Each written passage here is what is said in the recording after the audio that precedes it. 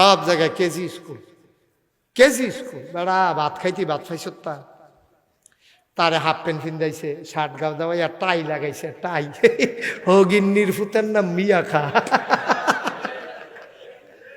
ভাত খাইতে বাঁচতে ফাঁসি লইতে মরণের কথাতে তারে নিয়ে টাই ফরাইছে, হেতে তাই বিদেশ এ ভিডিও তারে টাই টুই ফরাইয়া ভিডিও কল দিছে পরে কোথায় কইটা দেহানের লেগে তো ফোন দিছি। এখন কয় তারে ধরো, তারে যখন সামনে কে কারে না কামড়াতে কয় পুরা ফরেনার, পুরা বিদেশি দিতে গজবে ধরছে। আমরা গজবে ধরছে। সকালবেলা যাওয়া দরকার ছিল মক্তবে, আউযুবিল্লাহ বিসমিল্লাহ শিখে হুজুরে লাইন ধরে রোদ উঠলে খাড়া করাইতো মক্তবের বাইরে। হুজুরে বেতলিয়া জিগার দিত গোসলের কয় ফরজ, আমরা কইতাম 3 ফরজ। মনে আছে রে? সব শেষ।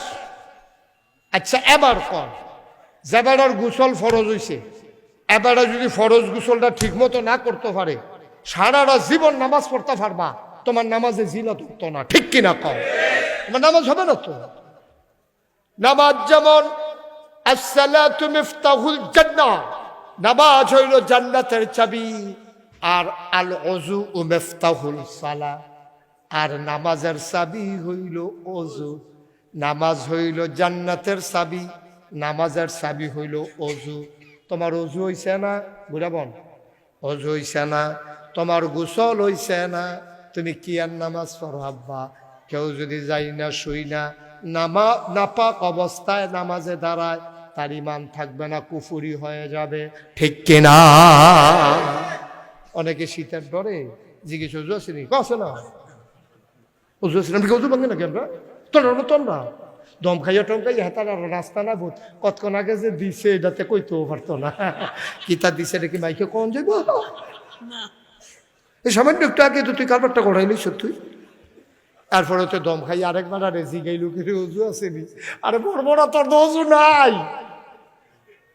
এরপরে তো গিয়া নামাজও খেয়ে লইছে শীতের ডরে, শীতের ভিতরে আবার ওযু করবো কেনা, এলাকে ওযু ছাড়াই নামাজও খেয়ে লইছে, তার ইমানটা বেড়ে গেছে গা, নামাজ তো হইলে নাই, ঠিক কিনা কম? বুঝে আমরা তারা কিছু বুঝো, খালি ফাতারে ঠেলতে আছে।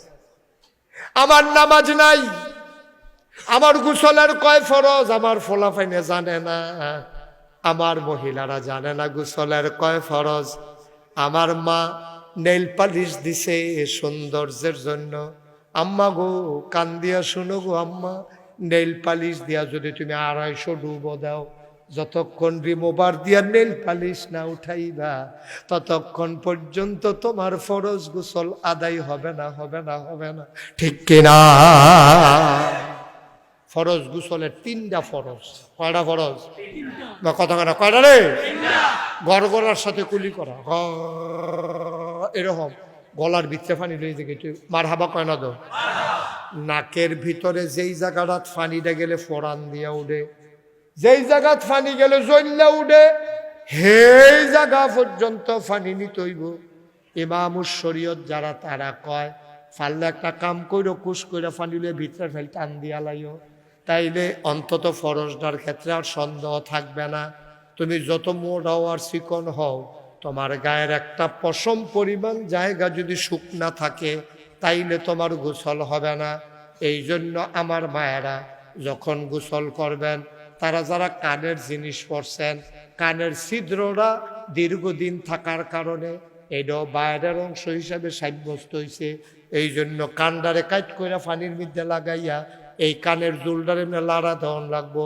আমরা যারা আংটি ব্যবহার করি, আংটিটা যদি টাইট হয়, চামড়ার ভিতরে ঢুকা থাকে, এটার এমনি ঘুরান দেওয়ান লাগবো। অনেকের আছে ওয়াটার প্রুফ ঘড়ি, তারা অনেকে ঘড়ি এত দিয়ে গোসল করেন, তারা এমনি লাড়া দিয়েন,